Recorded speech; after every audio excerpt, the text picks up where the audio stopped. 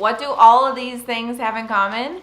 Protein. Today, I want to talk to you guys about how you can grow protein in your garden.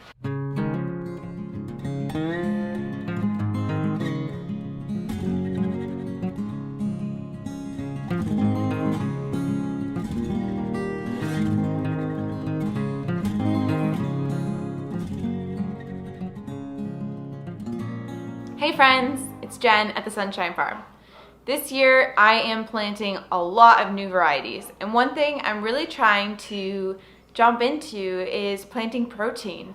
So things like beans and lentils and peas and soy, even quinoa and spinach have a lot of protein. So I'm planting all of these things this year. I'm sure many of them won't do very well, but I'm excited for the future that all of these things will mean, whether it's making things like homemade soy milk or grains like quinoa and amaranth. I'm even trying rice this year. Even potatoes are packed with protein. So I'm really excited about all of these things we're growing because I think there's just such a common misconception that if you're plant-based or if you're vegan or vegetarian that you need to get protein. We actually as Americans get a whole lot more protein than we really need, and Chris and I have never had an issue with protein. But nonetheless, I really want to show you guys how you can actually get a lot of really nutritious plant-based protein in the garden. And I'm excited to share this with you. So let's just talk about a few of the things we're growing this year. I'm going to show you at the end planting one of these things in the garden today. And I also have some little seedlings coming up right now that I'm really looking forward to, and I'll show you guys those as well. So let's go ahead and get started. So what proteins are we planning on growing in the garden? The first is peas and lentils. These guys are in the same family. We have some dwarf snow peas, and I already planted these guys just a couple weeks ago, and I'm just waiting for them to come on up. We're also doing lentils, and so we're doing two different kinds of lentils, Spanish brown and French green. And these guys are heirloom seeds. They do better in cooler climates. We actually should have some success growing them here because our summers don't get all that hot. But we're gonna see. It's totally a trial year with lentils. And if they don't grow, well then maybe I'll just have to barter lentils for things like soy from somebody across the country. So lentils are a great source of protein. Lentils make an amazing base for a soup. I'm really looking forward to this, and I'm excited to try all sorts of different ways to cook and prepare lentils. A couple different grains that we're growing that have protein in them, and I believe rice does as well, but I didn't grab that one for my seed collection.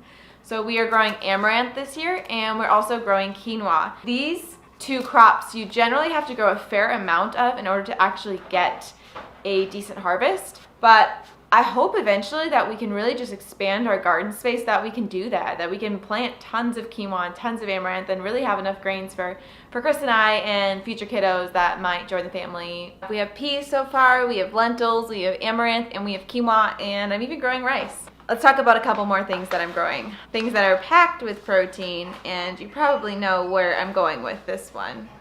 Beans.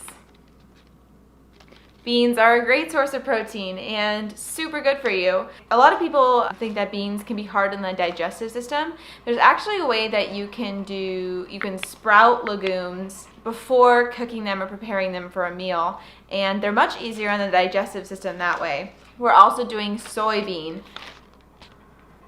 Soybean has a bad rap, kind of like potatoes, right? Because they're just thought of as lacking a lot of nutrition.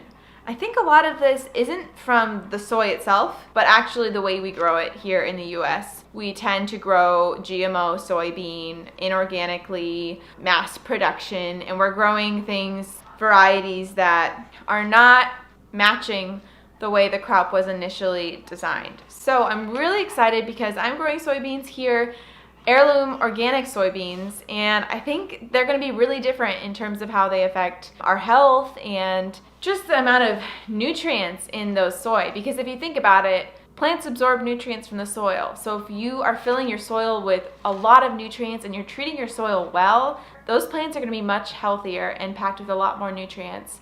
So you're going to see a big difference in terms of tofu that you might buy at the store or tofu that you make at home with homegrown soybean.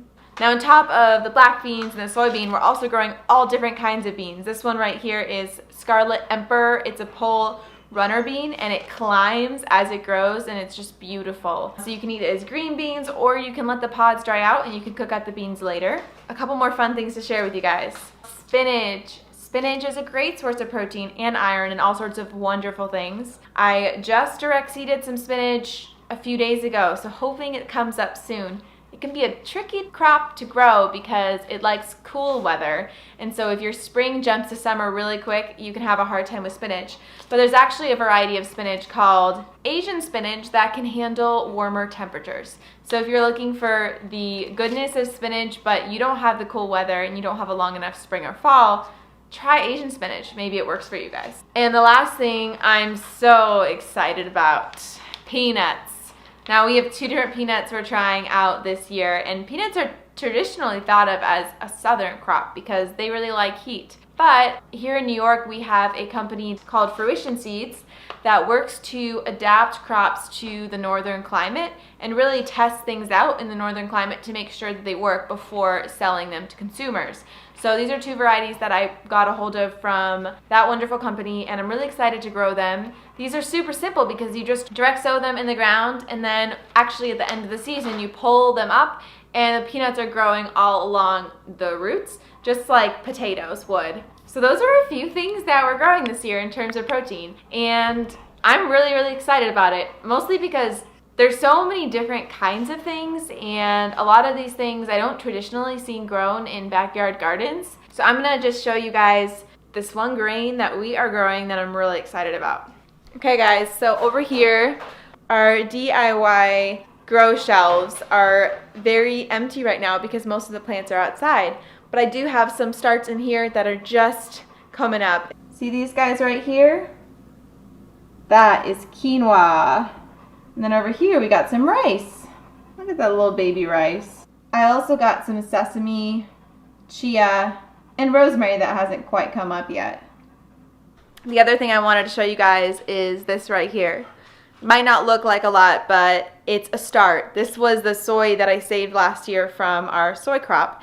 And I'm actually going to be going and making some soy milk following a recipe from one of my favorite cookbooks called The Vegan Pantry. It's an amazing cookbook. It's really simple recipes all about different staples you can make for your home, things like bread and pasta, soy milk, tempeh, tofu, all of these things that I'm hoping that we can make here at the Sunshine Farm. It's perfect if you're plant-based like we are, if you're vegetarian or vegan, because a lot of these things, if you buy them at the store, they're full of additives and preservatives. If you're really looking for that natural lifestyle, it's so important to be connected with the process and try making some of these things yourself at home. So I'm going to be making some soy milk with this soybean, and I think we just have enough to be able to make a good amount. This is the book I was telling you guys about by Miyoko, I think it's Shinner. Miyoko has this amazing non-dairy cheese company that you can get at all sorts of grocery stores, and they're nut-based and coconut-based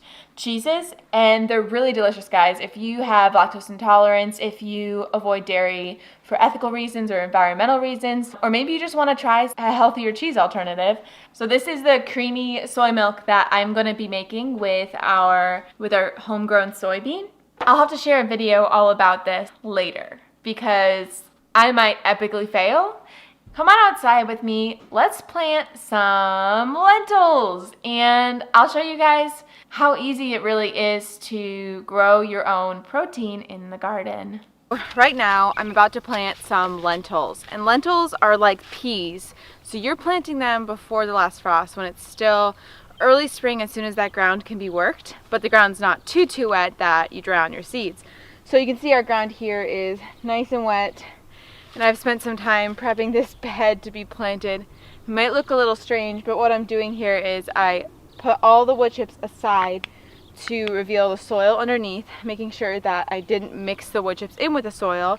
And then I dug kind of like just a little mini trench so I can go ahead and plant these seeds an inch deep in the trench. This is a first-year bed, so a lot of the soil isn't nice and aerated enough, so that's why I want to add the nice loose compost on top so those plants have a chance to come on up. This one's 100 days, this one's 115 days. We're doing French green lentil and Pardina lentils Spanish brown. Both of these are heirloom varieties. I got them from Annie's Heirloom Seeds. They're organic. They're pretty cool. I'm really excited about lentils. I like lentil soup. I like lots of other lentil things. I'm gonna go ahead and get these lentils planted. Instead of just having traditional row planting, I'm gonna stagger the lentils so that I can get more in one space. So I'll show you what I'm gonna do right now with the French green lentils. See these little lentils? Looks just like what you eat, right? Here, let's see if I can do. Ah! What? I just dropped a bunch of them. Oh no, I don't want them there. Be very careful when you are holding seeds, because you can drop them and not see where they land. Luckily these aren't carrot seeds, so I can kind of see them.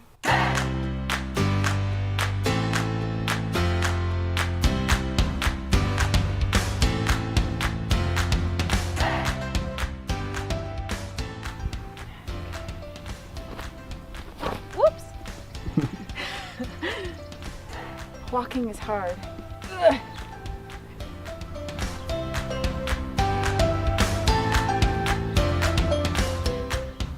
And then what I'm gonna do is in the middle between the mini rows, I'm gonna plant some beets and radishes, maybe even some carrots, because those things will mature before these lentils are really big.